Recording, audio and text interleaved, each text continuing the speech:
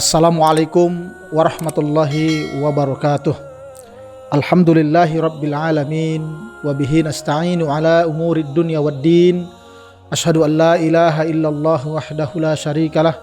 Wa ashhadu anna muhammadan abduhu wa rasuluhu la nabiyya ba'dah. Allahumma salli ala sayyidina Muhammad wa ala ali sayyidina Muhammad.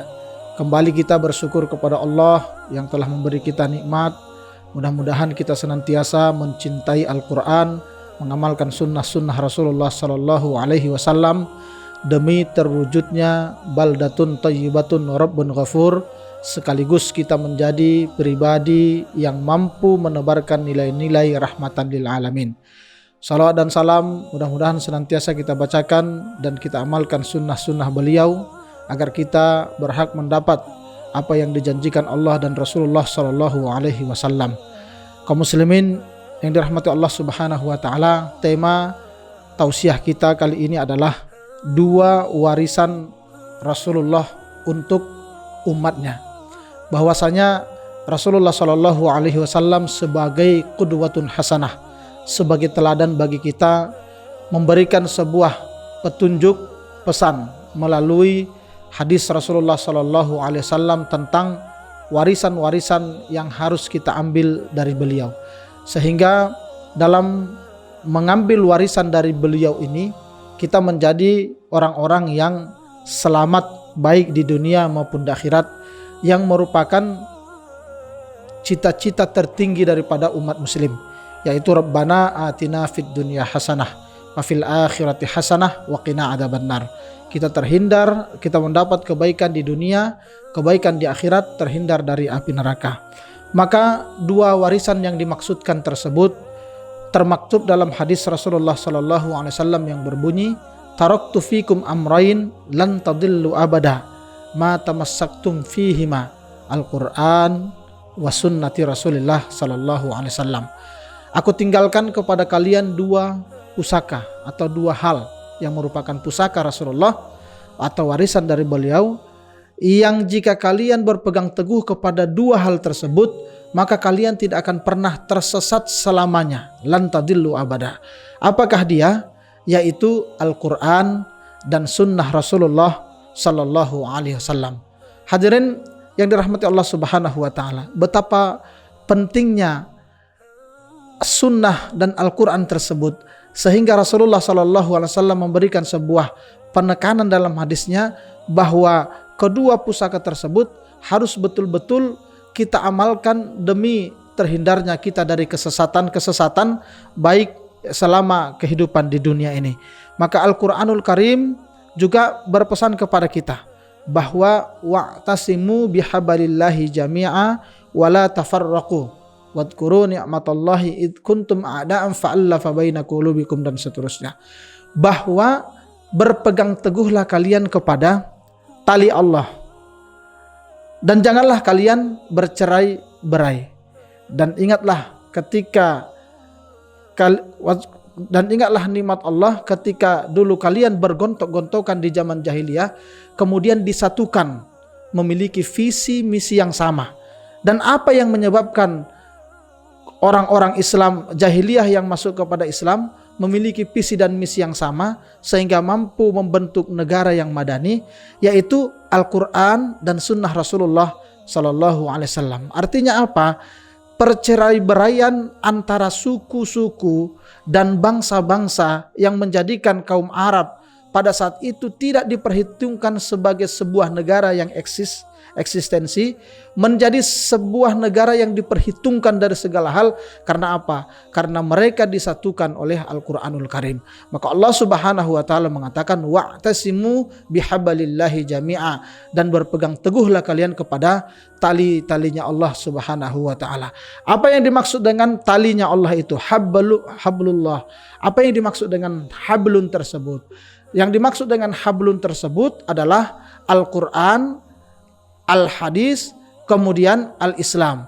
Al-Islam yang merupakan yang mengamalkan Al-Quran dan Al-Hadis, dialah orang-orang yang akan terhindar dari perpecahan-perpecahan sebagaimana yang ada terhadap negeri Arab Makkah pada saat itu sebelum kedatangan Islam.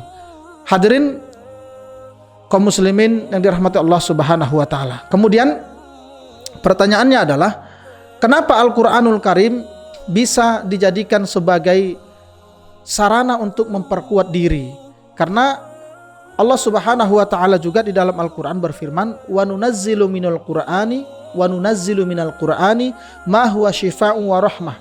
Dan tidaklah kami turunkan Al-Qur'an itu kecuali menjadi syifa, menjadi pengobat, wa rahmatan, dan menjadi rahmat, bahwa wala yaziduz zalimina illa khasara, dan tidaklah bertambah kepada orang-orang zalim kecuali kerugian. Bahwa orang-orang yang tidak meyakini Al-Quran sebagai pemberi rahmat, pemberi pengobatan, maka mereka akan mendapat nilai-nilai kerugian. Hadirin jamaah kaum muslimin yang dirahmati Allah Subhanahu wa taala. Maka Al-Qur'anul Karim yang menjadi pengobat yang dimaksudkan di situ adalah, bisa saja dia menjadikan Al-Quran itu sebagai pengobat yang penyakit yang sesungguhnya. Karena kita mengetahui bahwa Al-Quran itu bisa dijadikan sebagai mantra-mantra atau ruqyah, sebagai pengobat dari gangguan-gangguan jin. Dan bisa saja secara maknawi bahwa Al-Quran yang dimaksudkan pengobat itu adalah bahwa Al-Quran memberikan pengajaran kepada kita supaya menjadi pribadi yang rahmatan lil alamin, supaya menjadi pribadi yang penuh dengan optimisme, kemudian menjadi pribadi-pribadi yang memikirkan bagaimana supaya menjadi orang-orang yang lebih baik bagi dirinya, lingkungannya maupun keluarganya. Maka Al-Quranul Karim sebagai pengobat, apabila kita menjadikan Al-Quran tersebut sebagai hudan, kita kembalikan fungsi Al-Quran itu sebagaimana Allah mengatakan, dzalikal kitabu la raiba fihi hudal lil muttaqin, bahwa Al-Quran itu sebagai hudan. Siapapun yang menjadikan Al-Quran sebagai hudan, petunjuk, maka dia akan memperoleh keberkahan-keberkahan Al-Quran sebagai syifa'u wa rahmah. Dan bagaimana itu bisa terjadi? Pertama, kita harus membaca Al-Quran, kemudian kita harus memahami Al-Quran, kemudian kita harus mengamalkan Al-Quran. 3 komponen itulah yang akan menjadikan kita sebagai orang-orang yang mampu menjadikan Al-Quran sebagai syifa wa rahmah, sebagai syifa wa rahmah. Maka itulah sebabnya Rasulullah memberi wasiat kepada kita agar menjadikan Al-Quran sebagai pegangan hidup kita. Kaum muslimin yang dirahmati Allah Subhanahu wa taala. Kemudian wasiat yang kedua adalah, warisan yang kedua adalah hadis Rasulullah Shallallahu Alaihi Wasallam. Kita mengetahui bahwa yang dinamakan dengan hadis atau sunnah adalah sesuatu yang dikatakan Rasulullah kemudian diamalkan oleh Rasulullah Shallallahu Alaihi Wasallam. Perbuatan, kemudian ucapan, kemudian ikrarnya Rasulullah adalah hadis atau sunnah. Maka setiap apa yang diucapkan Rasulullah itu adalah sesuatu yang harus kita amalkan. Allah Subhanahu wa taala berfirman dalam surah Al-Ahzab, laqad kana lakum fi Rasulillahi uswatun hasanah. Sungguh telah ada pada pribadi Rasulullah itu uswatun, teladan, hasanah, yang baik. Jadi Allah Subhanahu wa taala menjamin pribadi Rasulullah itu sebagai teladan bagi kita. Maka setiap sunnah-sunnahnya Rasulullah itu yang merupakan wasiatnya kepada kita bersama harus kita amalkan. Maka dalam pengamalan sunnah-sunnahnya Rasulullah itu kita harus mengetahui apa-apa yang diperintahkan Rasulullah melalui perbuatannya dan apa-apa yang dianjurkan Rasulullah dan diperintahkan Rasulullah melalui ucapannya. Maka sebagai orang-orang yang beriman kepada Allah, kita harus memiliki program yang jelas untuk mengetahui apa sebenarnya yang diinginkan oleh Rasulullah SAW demi terwujudnya Islam yang rahmatan lil alamin. Karena Allah Subhanahu wa taala sudah menjamin bahwa pribadinya Rasulullah itu adalah keteladanan yang baik. Maka setiap apa yang dicontohkan oleh Rasulullah sallallahu alaihi wasallam harus kita terapkan kepada diri kita. Misalnya Rasulullah sallallahu alaihi wasallam pernah melarang manusia iri. Iyakum wal hasada, hati-hati terhadap iri, karena iri itu memakan kebaikan seperti api memakan kayu bakar. Maka Rasulullah SAW memberikan pengecualian bahwa boleh iri tetapi dalam dua hal. Pertama, orang yang membaca Al-Quran kemudian mengamalkannya, atau orang yang memiliki harta yang banyak kemudian menginfakkan hartanya itu kepada hal-hal kebaikan. Maka ada hal-hal yang dilarang Rasulullah dan diperintahkan Rasulullah, yang apabila kita mengamalkan perintah-perintah beliau, maka kita menjadi orang-orang yang rahmatan lil alamin.